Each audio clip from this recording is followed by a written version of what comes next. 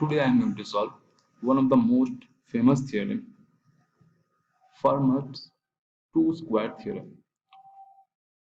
It is said that a prime p is sum of two integer squares if and only if p is equals to 2 or p is equals to 4k plus 1.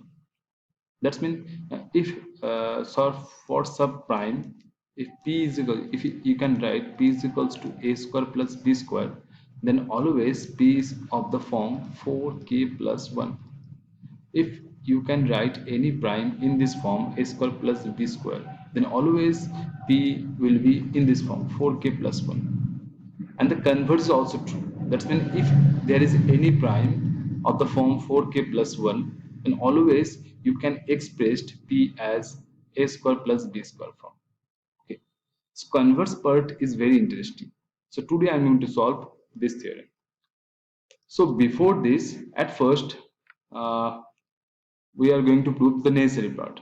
Suppose let p is sum of two integer square. Suppose let p is equals to sum of two integer square. P is equals to a square plus b square, where a, b belongs to suppose z plus. Okay, obviously positive integer. So a, b belongs to z plus. Now, if possible,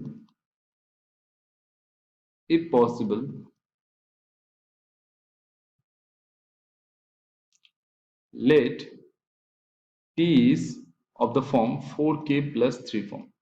As p is prime, obviously there are two forms. Either p will be form 4k plus 1 or 4k plus 3. Now I am going to show that this form cannot be happening. If you can write p is equals to a square plus b square, then this form cannot be happening. Okay. So if possible, let p is equals to 4k plus 3.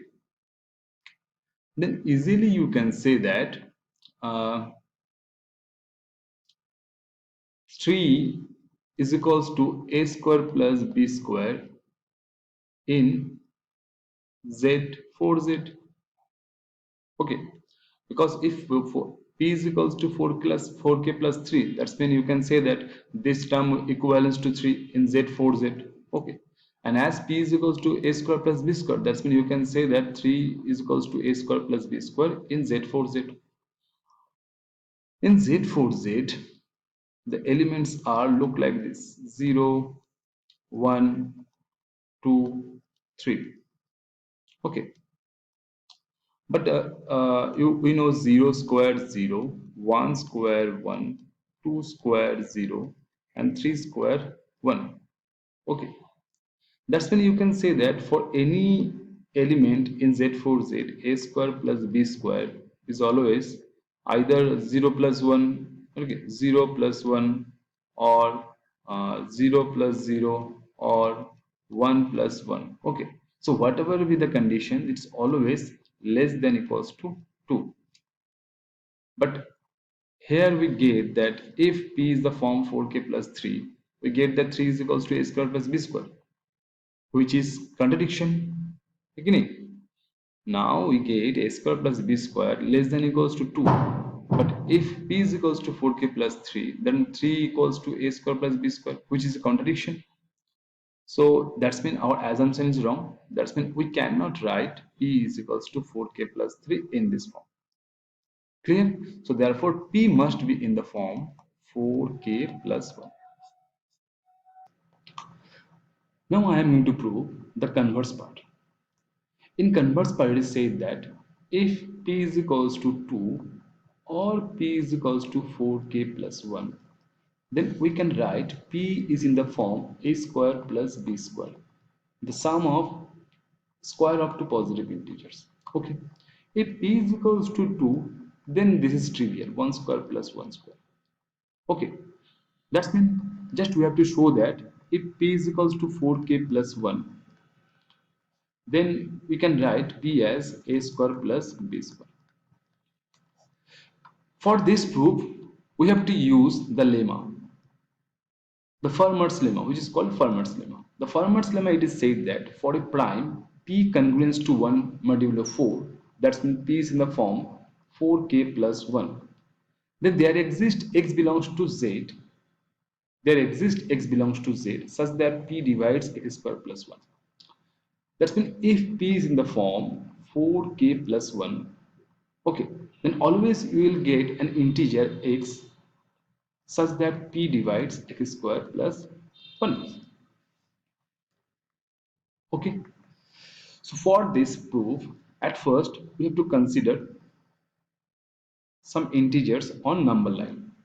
As p is equals to 4k plus 1, that's when we can say that p minus 1 is equals to 4k and p minus 1 by 2 is an integer. Okay, now let's consider the integers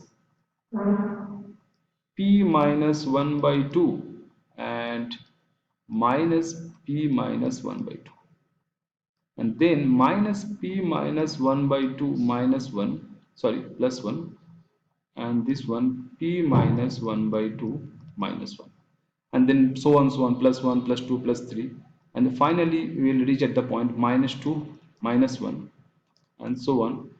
You will reach at the point 2 1, and then consider the 0. Okay, now easily we can say that how many elements are there, p minus 1 elements are there. Okay, which is 4k.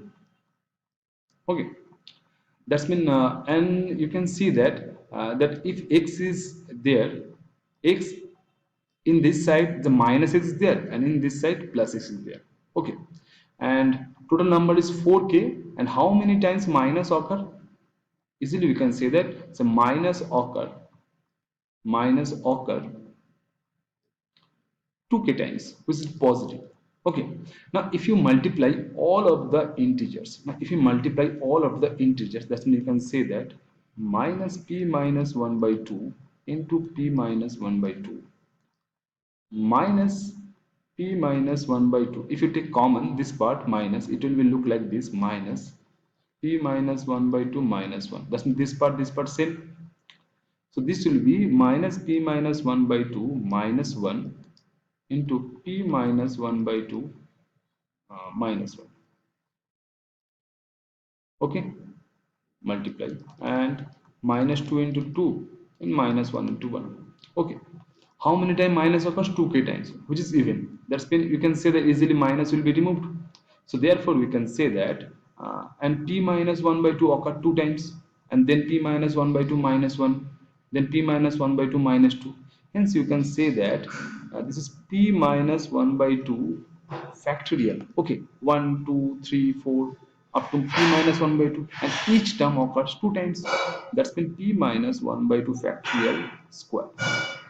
Okay, that's the multiplication of the of these elements is p minus 1 upon 2 factorial square. Clear?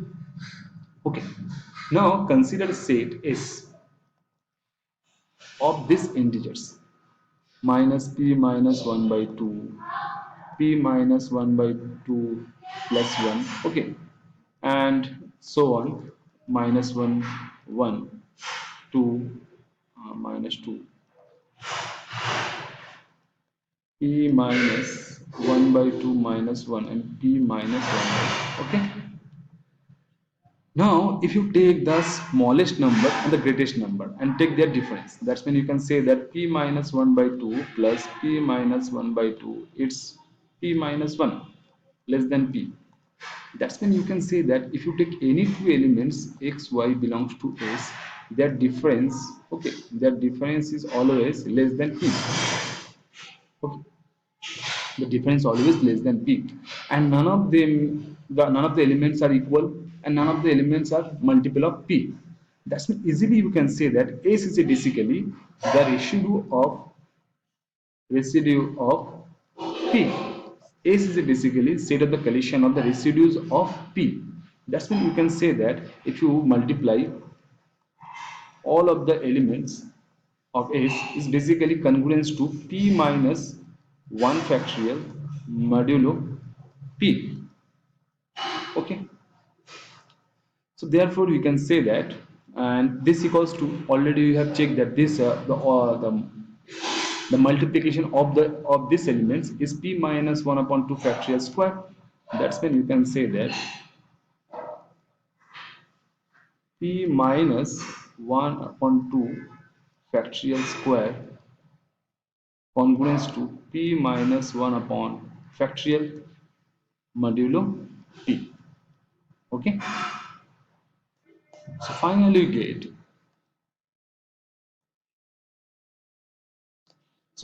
get p minus 1 upon 2 factorial square is congruent to p minus 1 upon p factorial modulus p.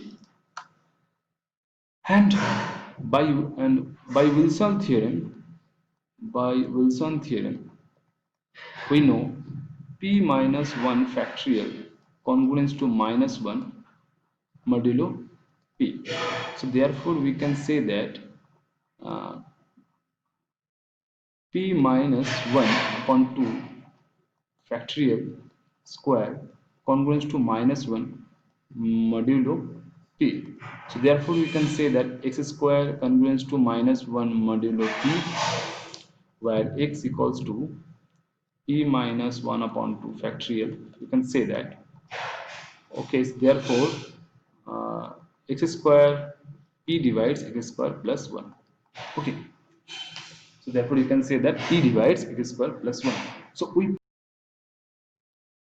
now we have proved that if p is in the form 4k plus 1, then p divides x square plus 1 for some x belongs to z. Okay, now consider the Gaussian field Zi. Zi is equals to a plus bi, where a, b belongs to z. Okay, now if you consider this ring, okay, now you can say that p divides x square plus 1. In Gaussian field you can say that therefore p divides x plus I, x minus I. Okay, but p divide x plus I into x minus I, but easily we can say that p does not divide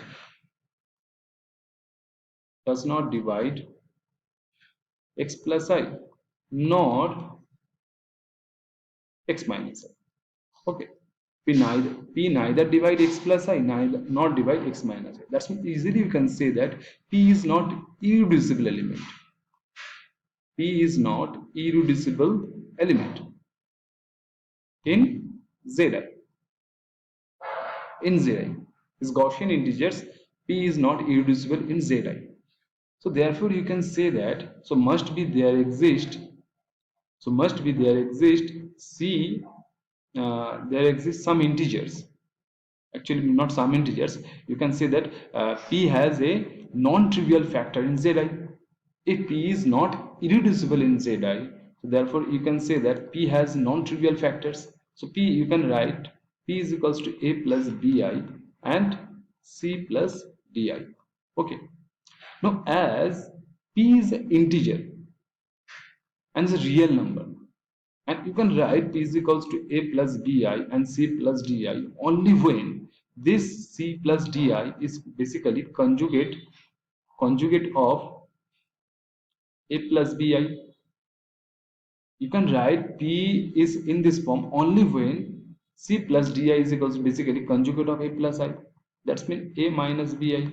So therefore you can say that p is equals to a plus bi into a minus bi, and hence p is equals to a square plus b square. So that's mean if p is in the 4k plus 1, so that's mean p must be in the form of a square plus b square.